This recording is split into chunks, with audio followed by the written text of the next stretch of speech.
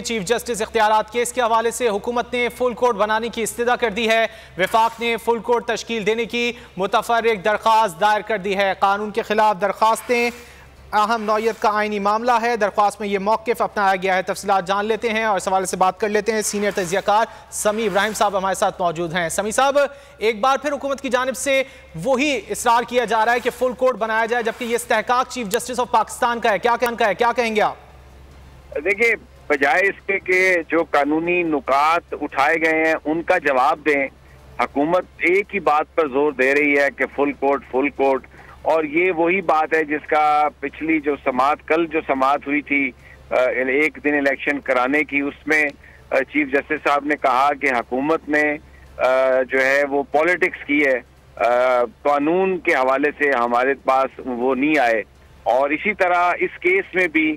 इनकी जो इस्तदा है बार बार कि जी फुल कोर्ट, वो ये जो जजेस इस केस को सुन रहे हैं उनकी क्रेडिबिलिटी पर इनडायरेक्टली सवालिया निशान, और उसी हवाले से मीडिया कैंपेन। और अभी भी जो बात उन्होंने की है कि हुकूमत, क्योंकि इनके पास आर्गूमेंट नहीं है और ये जो कुछ भी कर रहे हैं ये इंडिपेंडेंस ऑफ जुडिशरी में ब्रीच के मुतरादिफ है। और ये इस वक्त जो ये सारा चीफ जस्टिस के इख्तियारात को वापस लेने, कम करने की बात, रिव्यू में जो अपील की 184(3) के तहत जिन लोगों को सजा हुई है उनके खिलाफ अपील का जो मामला है जिसमें नवाज शरीफ को बेनिफिट देना है, तो ये पर्सन स्पेसिफिक, इवेंट स्पेसिफिक, और फिर जो 8 जजेस जो केस सुन रहे हैं इनडायरेक्टली उनके ऊपर सवालिया निशान लगाना, वही बदनीयती और मेलाफाइडी पर मबनी ये हुकूमत का जवाब है। और इस हवाले से चीफ जस्टिस साहब पहले भी वाजे कर चुके हैं, सब कुछ वाजे हो चुका है कि जनाब ये 8 मेंबर जो ये एक्चुअली देखें, टोटल इस वक्त 15 जज हैं, तो 8 जो जज हैं वो सुन रहे हैं, तो ऑलरेडी जो जजेस की अक्सरियत है वो इस केस को सुन रही है। तो इसलिए इसको इस तरीके से पेश करना कि जी ये पूरी अदालत सुने, सारे जज सुने, तो शायद फैसला कुछ और आ जाएगा, ये एक इंतहाई ये मेलाफाइडी है। और ये सुप्रीम कोर्ट के जो सैंक्टिटी है, उसकी जो इज्जत है, सुप्रीम कोर्ट की जो फंक्शनिंग है, उस पर ये हुकूमत ने घटिया इल्जाम लगाने की कोशिश की है। ये कोई This half-hourly clock is brought to you by Golden Pearl Hair Off Hair Removing Cream। की कोशिश की है। इससे पहले माजी में इन सवालात के जवाब चीफ जस्टिस साहब दे चुके हैं, लेकिन अब फिर वही, क्योंकि इनके पास कोई आर्गूमेंट नहीं है, इनके पास किसी तरह का कोई कानूनी जवाब नहीं है, ये कोई जस्टिफिकेशन नहीं है कानूनी। और ये जो कुछ भी कर रहे हैं ये सिर्फ चीफ जस्टिस साहब के इख्तियारात खत्म करके अपनी मनमानियां करना चाहते हैं। क्योंकि जज साहब पहले भी कह चुके हैं, जब आके कोई भी साइल या हुकूमत जब आके कहती है कि फलां जज को बिठाओ, फलां जज को ना बिठाओ, उसको बिठाओ, तो इसका मतलब है कि वो इंसाफ के तलबगार नहीं है, वो फेवर्स मांग रहे हैं, वो फेवर्स चाहते हैं। तो ये आज भी वही खेल खेला है हुकूमत ने अपना जवाब दे के, और कानूनी और आईनी तौर पर जो सवालात उठाए गए हैं उनका कोई उसमें जवाब नहीं है, और ये वही पुरानी मंत्रा है। जी समी साहब, दरख्वास्त में इस्तदा की गई है कि फुल कोर्ट की इस्तदा का मकसद किसी जज को शामिल कराना नहीं है, लेकिन ऐसा लगता है कि जजेस को मुतनाज़ा बनाने की कोशिश की जा रही है। नहीं, अगर किसी जज को शामिल कराना नहीं है तो फिर ये किसको फुल कोर्ट बनाने की इस्तदा की गई है? देखिए ना, आप चीफ जस्टिस ने एक बेंच बनाया, 8 मेंबर बेंच, टोटल इस वक्त 15 जज हैं, तो उसमें आप ये देखें कि जो अक्सरियत है जजेस की वो ये केस सुन रही है, लेकिन अब ये कहना कि जी फुल कोर्ट बनाएं कि हमें आप पर इंसाफ, हम नहीं समझते कि आप इंसाफ कर सकेंगे, तो अक्सरियत जजेस की ये केस सुन रही है, वही बात वो कर रहे हैं, लेकिन साथ में ये कह रहे हैं कि नहीं, बिल्कुल ऐसे ही जैसे पार्लियामेंट में जजेस के खिलाफ गुफ्तगू, हर्जा सराई, गाली गलोच, उनके ऊपर इल्जामात, और कहना कि ये 4-3 का फैसला है, और फिर जब 3 मेंबर बेंच के सामने पेश होना तो सर झुका के वहां पर कहना कि जनाब हमारी तो ये इस्तदा है, हमारी तो ये इस्तदा है, और वहां पर फिर ये कहते हैं कि जी वो कोई राना सनाउल्लाह और ये जो दूसरे लोग हैं, अटॉर्नी जनरल साहब ने कहा, वो कोई संजीदा लोग थोड़ी हैं, इस तरह की वो बातें करते हैं। तो एक दोहरा मेयार, एक दोगलापन आज फिर उसका इजहार किया हुकूमत ने। ऐसा लगता है कि उन्होंने कुछ नहीं सबक सीखा माजी से भी, और ये वही अदालत को स्कैंडलाइज करना, पोलिटिसाइज करना, डायरेक्टली इनडायरेक्टली इल्जामात लगाना, जजेस की सैंक्टिटी पर इल्जाम लगाना, अपनी मर्जी के बेंच बनवाना, वो जो ख्वाहिश है इनकी कि ये बस एक किंगडम बन जाए और ये हर चीज को कंट्रोल कर लें, आज भी जो हुकूमत का जवाब है उससे इसी ख्वाहिश का इजहार हो रहा है। समी साहब, जैसा कि हम देख रहे हैं कि हुकूमत की जानिब से मुसलसल जो है वो अदलिया को प्रेशराइज करने की कोशिश की जा रही है, लेकिन हम देख रहे हैं कि chief justice of Pakistan Umar Ata Bandial साहब जो है वो कह रहे हैं कि हमने आइन की पासदारी का हल उठाया है, इसके मुताबिक ही फैसले करेंगे, इसी को मलूज़ खातिर रखेंगे। बिल्कुल जी, उन्होंने तो कल ये भी कह दिया था कि हम इसमें कोई भी कुर्बानी सेक्रीफाइस देने के लिए तैयार हैं और हमने अल्लाह से हमने ये वादा किया हुआ कि हम आइन और कानून के लिए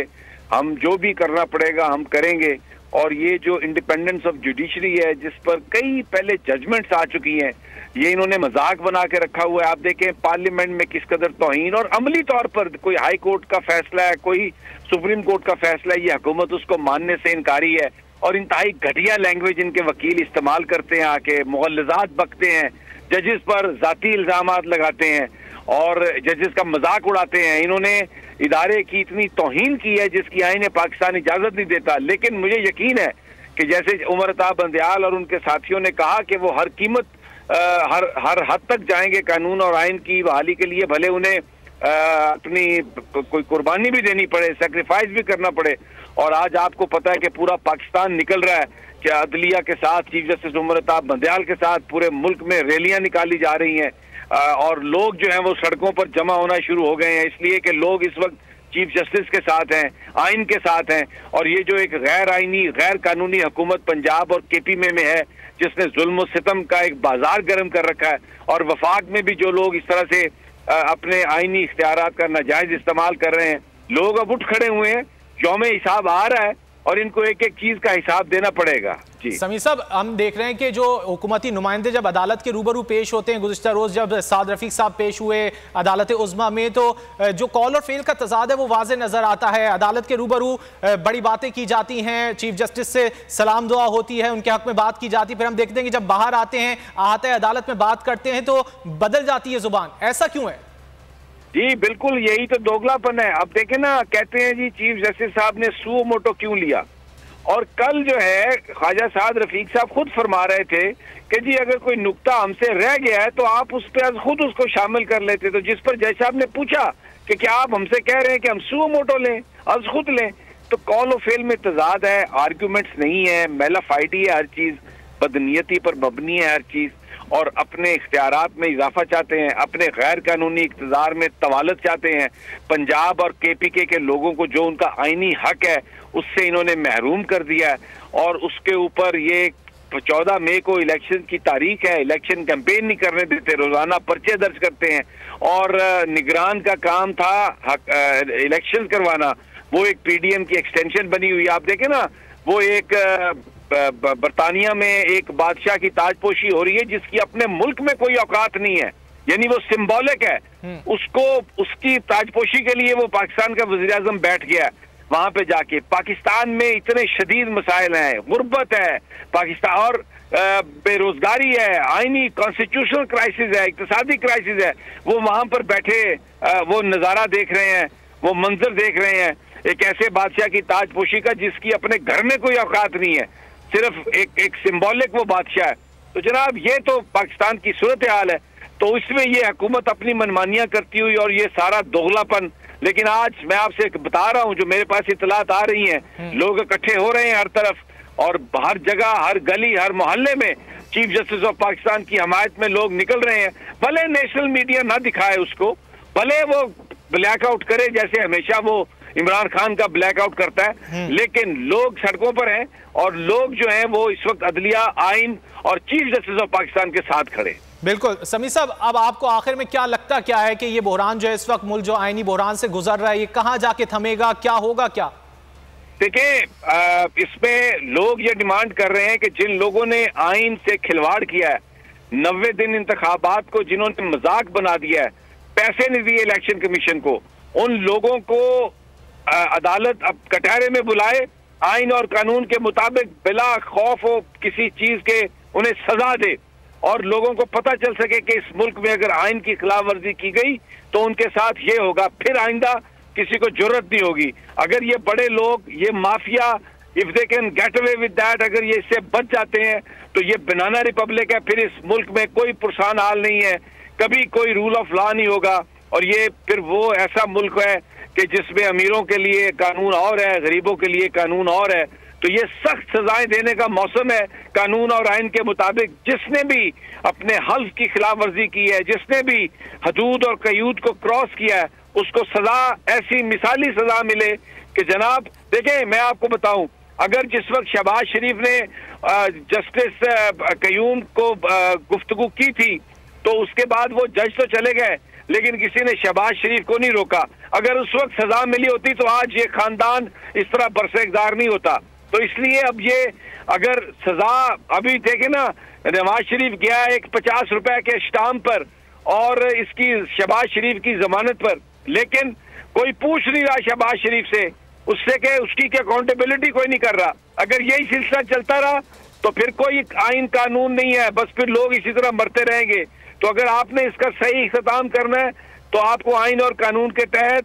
आपको जिन लोगों ने कानून और आइन से खिलवाड़ किया उनको सजा देनी होगी और मिसाली सजा देनी होगी ताकि आइंदा किसी को जुर्रत ना हो। बिल्कुल, आइन और कानून की पासदारी करनी होगी। बहुत शुक्रिया समी इब्राहिम साहब, आपने वक्त निकाला हमसे गुफ्तगू की।